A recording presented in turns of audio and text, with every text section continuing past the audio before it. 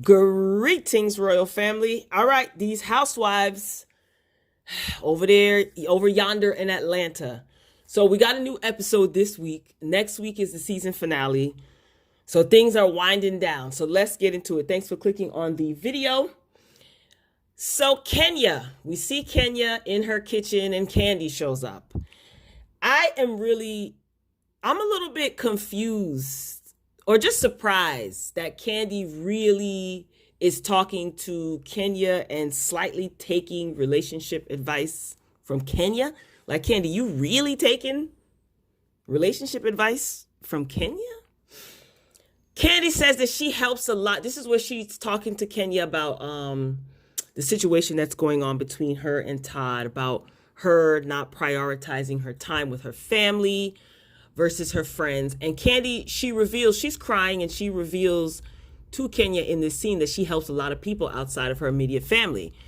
And I feel like that can be remedied easily, but Candy seems like she's a very giving person, and she's oftentimes said that if she has it, she will help if she can,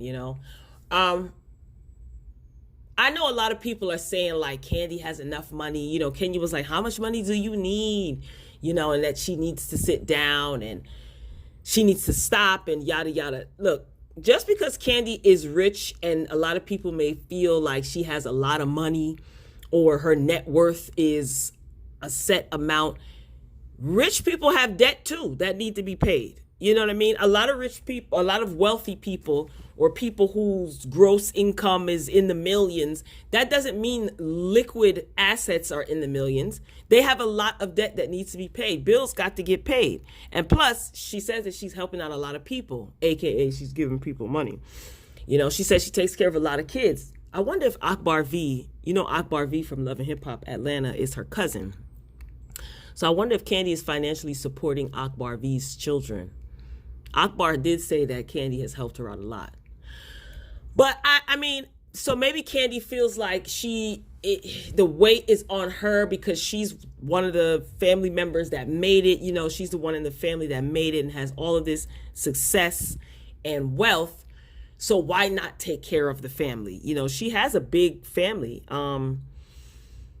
So, I mean, I can understand that. However, Miss Noxzema Jackson once said, there are times when you help people and there are times when if you help people, you might end up killed. So you don't help people. If you can remember what movie Noxzema Jackson is from, put it in the comments. Okay? I just think that it's very telling. Going back to what Kenya was saying, like, and what people are saying about Candy needs to sit down and Todd is right and she needs to spend time with her family. I think it's very telling when people say that Candy needs to be home raising her children. If Candy was a man, most people wouldn't bat an eye. And they would easily accept that type of drive, from a man as opposed to a woman. I said most people, not all people. I don't know all people, so obviously I can't be talking about all people. Anyway. So I just find it real, not disturbing, but it just makes me tilt my head and like squint a little bit. Like, why does Candy have to sit down and raise the kids? Again, there's two parents in the household. They have help, they have help from family. I'm pretty sure they have nannies and assistants and stuff like that. Not that the nannies should be raising the children. However, to the average working mother, single or married, that's not as wealthy as Candy, she has to spend time away from her children. That's okay. Mama got to work. I don't know. That whole Candy needs to sit down thing, I don't know how I feel about that. I think that she should do a better job at prioritizing her schedule. Riley did tell her that she don't need no more kids. I get all of that, but I just feel like people are really like, Candy, you got enough money. You need enough money for who? She's taking care of people by choice and she got bills to pay. Like, anyway, As far as Todd, I feel like he's been given so many resources for him to capitalize off of and make his business goals happen. Remember when he was saying that he really wants to get back into TV and production, and he never really wanted to start a trucking business. So at this point, you just tossing money away, huh? Like you just playing with money. I think that the things that Mama Joyce said to him, said about Todd, like in the beginning, I think that's still weighing on him. And I wonder, are they weighing on him because Joyce figured Todd out before he even got started? What do you guys think?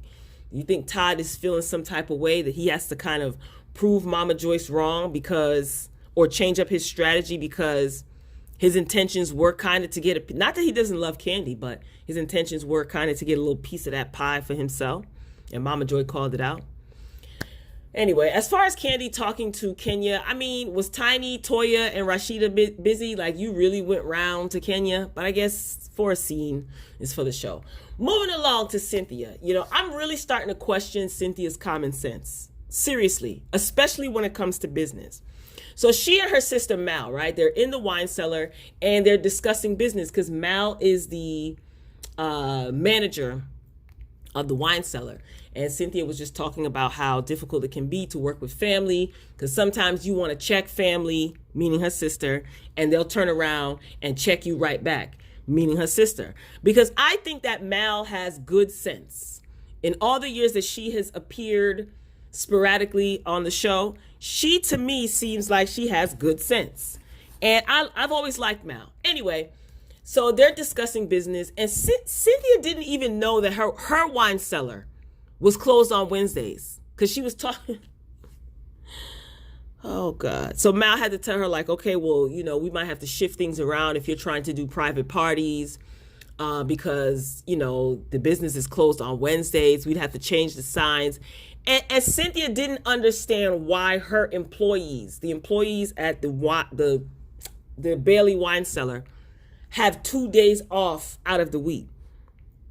A lot of people work a Monday through Friday and they have the weekends off. 2 days off a week. Like, she's wondering why do her employees have 2 days off a week? Is there a lot of traffic in the wine cellar? Why do they need to be working day and night like Michael Jackson, honey? And there's not a lot of traction or traffic in the business. Also, Noelle is living with Mike in LA and she's not going back to school. My question is, where's Leon? Leon is Noelle's father. What does he have to say about it? Where does Leon live? Does he live in LA? And if so, why is Noelle living with Mike? I wonder if it's because Noelle gets along with Mike's daughter. Because one of Mike's daughters lives with him. So I'm wondering if it's because her and the daughter like get along and they're cool. So she just feels more comfortable staying there. I don't know. I don't know how I feel about that.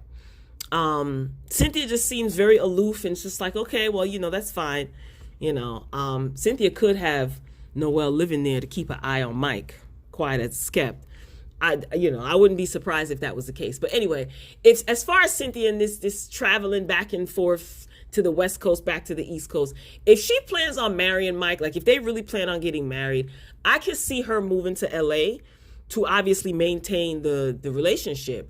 I mean, maybe that'll get her off the show. Yeah, because I'm a little tired of Cynthia. Anybody else? But is Cynthia complaining about having to go back and forth? Because I don't know if I remember hearing her complain about having to travel to LA and travel to and living in Atlanta. Right? Like, is she complaining? I mean, oh, but you know what? No, it's Mike. Mike doesn't want Cynthia. He doesn't want to do the long distance relationship. It just came to me. Yeah, it's Mike that has the issue. I mean, he has a right to have that issue if that's one of his requirements, something that he would prefer in a relationship for his wife to be under the same roof as him. Then I can't fault him for that. So Cynthia's going to make it work, I'm sure. Then Mal said to Cynthia that she said that she likes Mike, Mal, her sister. And she said that Cynthia is an alpha and Mike will keep her in line. Now I said, alpha what, Mal? Mal, Alpha Kappa Alpha? Because I know she was not referring to Cynthia being an alpha female. I don't get that from Cynthia.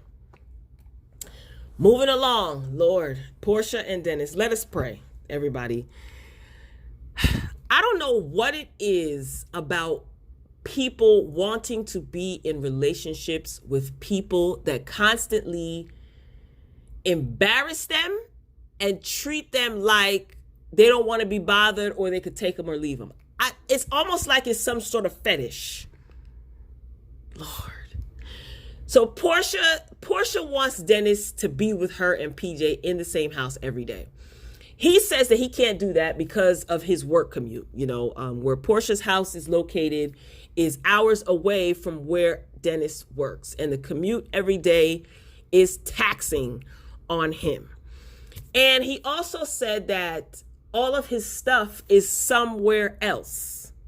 So I said, somewhere else, huh? Portia, you listening? And for whatever reason, Portia brings up the wedding. Like, you can't even sort out living arrangements that benefit all three of you. Dennis, Portia, and baby PJ. PJ. Bless that baby. That baby looks like she has all the common sense that her parents doesn't, right? Like, if only she could articulate what her facial expressions look like when they catch her on camera. Anyway, so for whatever reason, Portia's bringing up the wedding. She wants to get married. She feels that she wants to celebrate with her family and friends who witnessed her go through what she went through with Dennis. What? Dennis doesn't want a wedding. He tells her, you want a wedding, you pay for it. She's upset about that. Dennis also brings up wanting a prenup, right? Because he says, like you said, this is your house and, this is all your stuff. And he also made mention to when Portia put his stuff out because he did what he did. Like, Dennis got amnesia again because he's totally forgetting why Portia broke up with him and why they were in counseling in the first place. Like, this conversation, it's like, really, are you entertaining this?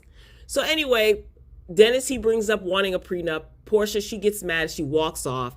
She takes her cookies and she leaves. And Dennis is kind of laughing it off. And she was like, you're being really, really mean. Portia, sis, grow up. Grow up and possibly move on. See, Portia will be the same one crying over Dennis after marrying him. And he does the same ish that he's been doing since the beginning of their relationship. Grow up, Portia. It's like, girl, you don't know how to play hard to get? He's playing hard to get. Remember that song? You don't know how to play hard to get? You're not even making Dennis. Neither one of you are working towards anything. It's like all that Dr. Sherry taught you is gone out the window. It's like you went for a couple of sessions and it was a quick fix, and now you begging him to come back home. What? Are you kidding me, girl? Oh, God. And to have a discussion about a wedding, to me, is delusional. Like, you want to convince people that things are all good with you and Dennis? And imagine spending all that money to put on an act for people. Moving along. Miss Nene. Miss Nene Leakes made sure that her new song got all of the promotion, okay, in this scene. Her song is playing during the introduction of her scene. Now, I'm not mad, okay? I feel like, Nene, you better use Bravo, okay? And don't let Bravo use you. So you hear, come on and get this honey in the scene, okay? And then my excitement turned into a little bit of ew. I want to know who in the heck is G Money. Who is G Money? Nene was like, G Money, come get this honey. Who is G Money? The only G Money I know is from New Jack City, okay? And Greg definitely ain't no New Jack in nobody's city. Poor Greg was going up the stairs trying to get to the honey. Oh my God. So they were having a romantic candlelit evening with rose petals everywhere, and Nene had on her little lingerie. So they're celebrating their anniversary. Now, I hollered when Nene told Greg to come get this. That was hilarious. You better take it easy on him, Nene. She gonna mess around and injure Greg, and then her health insurance premium is gonna end up going up. Because you know she has Greg covered under her health insurance. That's why she said she would never leave Greg. Anyway, Greg does look great though. And I am glad that they're celebrating their little anniversary of being together. And I'm glad to see him, looking good and in good health. So that was good to see. Now, after Greg told Nene was like, "You want to watch a movie?" And Greg said, "Let's make a movie." I was done with that scene. I had to fast forward. So we move on to more funnies with Kenya. Why was Bravo flashing back? Whoever's in charge of production this season, bravo, pun intended, bravo. Why did they flash back to like 2 scenes of Mark and Kenya? The 2 times that Mark was in her house. That's all they had. I was like, that's it? So Cynthia shows up to Kenya's house for this fake scene, and Cynthia was shocked that there was a lot of Mark's clothes in the closet on the 3rd level of the house. Did y'all catch that? So Kenya calls herself packing up Mark's clothes in his closet. So I guess, to me, I'm like, these are probably the clothes that came with her builder husband. Like, when you buy a doll, like when you buy a Barbie or a Ken, and sometimes they come with like different outfits. Like, these were the clothes that came with this, build a marriage. Kenya didn't even have enough sense to take off the tags off the clothes. You saw when she was folding his pants. There were so many tags on a lot of the clothes. Now, that doesn't necessarily mean anything, because a lot of us probably have clothes in our closet that we've never worn, that we've had for some time, with the tags on them. But this is Kenya, so you already know. This is her story, so you already know what this gives. She didn't even take the tags off. Bravo is so shady that they zoomed in on that. Anyway, so when Cynthia was going to cut up his shirt, she was like, I'm tired of Mark. You're my friend first, or whatever Cynthia was squawking about. And she took a pair of scissors and she was going to cut one of the sleeves off of Mark's uniform for his role as husband. You see how quick Kenya stopped her? Kenya like, these clothes have to go back. They have to be returned for a full refund. These are props, okay? Oh God, then they gave a little mini like MTV Cribs tour in the stage closet. Like, they was panning in on his shoes. I was like, I could not stop laughing in this scene. I could not. This was comedy. This was so funny. So they gave like the little Cribs tour, and Kenya's looking around. She's like, I remember when I hung up his first shirt in this closet. Yeah, we saw that too, sweetie. We saw that too. Like, did Kenya forget that she mentioned how Mark is never in Atlanta? Like, when Cynthia came in, Cynthia was saying like, I'm surprised. Like, she was surprised that he had this much clothes. And Kenya's like, yeah, because he's here a lot. And even Cynthia was taken aback. Like, they didn't cue her for that line. Kenya made mention that Mark is never in Atlanta in the beginning of the season when she was folding his clothes. Oh Lord. When she was folding his clothes, his little 1-2-1-2, when she was putting together that closet. Oh, what episode? I don't remember what was that. What episode was that? Anyway, people are starting to figure you out, Kenya. And also this whole in-laws thing with her not being able to talk to Mark's parents, that's just ridiculous. Like, I want Mark now to make an appearance on this virtual reunion that's supposed to take place, because I said this before, but I do want to hear his side of the story. It's not about taking sides. I just want to hear his side of the story. I want to hear what he has to say. I'm curious to see if he is going to debunk any of what Kenya is saying. It's like, Kenya, girl, we're figuring you out. Just please stop. We move on to Candy.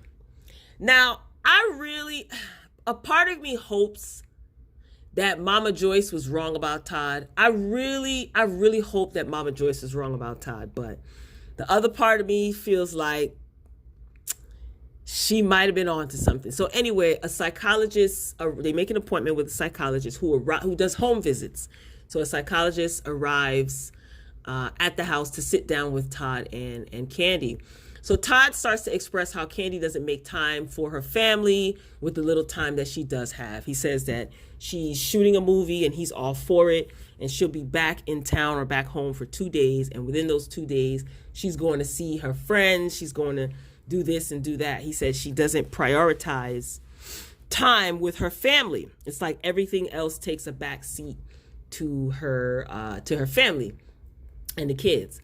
So Kandi points out that Todd does the same thing as it pertains to their time. Now, I do remember when Kandi was saying that when Ace was first born, Todd was out in the strip clubs on a regular basis, late at night, while she's home with the newborn baby. I remember her saying that. So Kandi proceeds to bring up Todd's daughter. And Todd doesn't feel like his daughter Kayla should get a gift for her birthday because she hasn't earned it. He says that she's been irresponsible with money in the past. Apple don't fall too far from the tree. Didn't you just say that didn't Todd just say in this last episode that he didn't really want to start a trucking business and this business and that business, but he did it to prove something or to prove everyone wrong? That's irresponsible with money. If your heart and soul is not in a project, why are you wasting money? Because it's not your money. Anyway, I said it before and I'll say it again. Todd does not want anything or anyone dipping into his allowance, his money, any money that he would get. And he had a strong opinion about Kayla getting money and Kandi wanting to be able to, give her gifts and things. He said, nah, bleep that. He was very adamant. But earlier in the episode, we saw Todd scouting out areas to have this big, grandiose baby shower for the new baby that's on the way, right? He was with Don Juan. Carmen was there, I think it was. He wanted red carpet. He wanted it to be like a movie premiere night. Can you imagine, being a child and you see your father doing all these things for your half sibling and he doesn't even want to pay your credit card bill? I don't know how I feel about that. It's crazy because it's Kandi's money. Granted, yes, she is married to Todd, and she should be able to do with her money whatever she pleases. However, that is Todd's child, so I can understand Kandi not wanting to overstep her boundaries. But I'm glad that Kandi brought that up in the scene in this episode, because it might be easy to say like, oh, my stepmother and my father, they don't like me. They don't want to do anything for me. My stepmother's mean. My father can't do X, Y, and Z for me because my stepmother don't want it. She's the one with the money. But the opposite is true. Kandi really wants to help Kayla, but I guess she has to respect Todd's wishes. Todd, I don't know, man. He's trash for that. To me, he's not giving a reason, a strong argument as to why he doesn't feel that his daughter is deserving of Kandi's generosity as it pertains to money and things. Anyway, I also noticed that Kandi, she seems to she becomes a little bit like childlike when it comes to expressing herself to Todd. Yes, I know that she's emotional and she cries, but she has like a hard time talking. She kind of watches what she says and she gets real just childlike. And I noticed that she does that whenever she's talking to Mama Joyce too at times. It makes me wonder why would Kandi prefer to be out working or networking, as opposed to being home with Todd when she does have limited time. If that's even true, is Todd even home? You know what I'm saying? When Kandi's in town? I don't know, guys. Tell me what you think. Is Todd deflecting because he's upset about his recent failed business ventures and because what Mama Joyce said or called out is possibly true? What do you guys think? That's all I got for Housewives of Atlanta. I mean, this was okay episode. Next week is the season finale, so we shall see what goes down at this grandiose movie premiere-esque, over the top baby shower. So be sure to get down in the comments and let me know what you think. Keep all comments respectful. As usual, like the video if you enjoyed the commentary. Be sure to check out some of the other content on the channel. And if you haven't done so, consider subscribing. We'd love to have you join our royal family. So I look forward to reading your respectful comments. Until next time, royal family, peace.